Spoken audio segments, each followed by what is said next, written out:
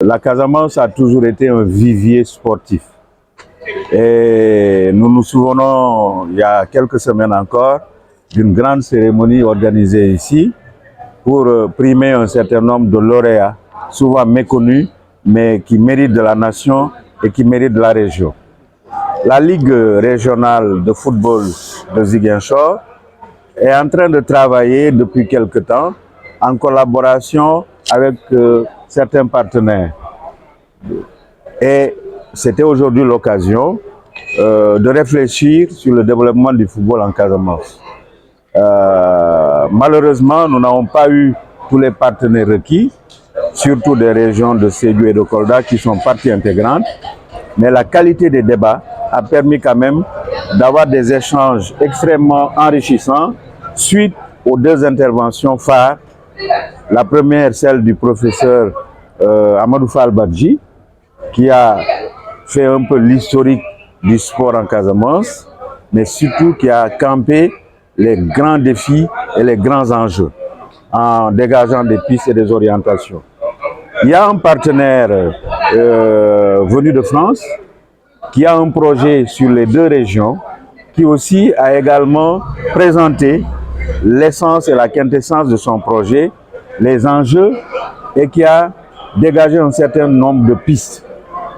Les échanges ont été vraiment fructueux et il a été retenu en fin de compte un certain nombre de recommandations. La première, c'est la nécessité de pouvoir aller vers un forum élargi à toutes les régions et à tous les acteurs. Et la base de ce forum, ce sera les réflexions qui émanent de cet atelier et les problématiques qui ont été posées. Je pense que ça, c'est une nécessité. L'autre élément de recommandation, c'est le partage des éléments d'information qui ont été présentés par les deux conférenciers. Il y a été question également de considérer le sport comme un aspect, mais dans un contexte global de développement durable. Et quand on parle aujourd'hui de développement durable, on pense aux trois piliers essentiels. C'est le pilier économique, c'est le pilier socio-culturel et c'est le pilier environnemental. Il a été fortement recommandé également, en direction des cibles que nous encadrons, surtout les jeunes et les enfants, de discuter avec ces cibles-là pour que chacune d'entre elles ait ce qu'on appelle un projet de vie. C'est-à-dire que le sport n'est pas un domaine à part. Le sport vient s'intégrer dans le projet de vie et la vie de ces acteurs-là ne doit pas s'arrêter au sport. Il faudrait qu'à côté, on puisse avoir une éducation de base, une qualification professionnelle, des moyens et des stratégies qui permettent d'aller vers une autonomie et vers une intégration sociale.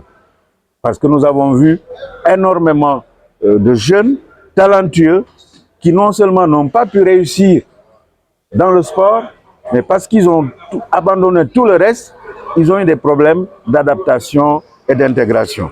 Il a été également question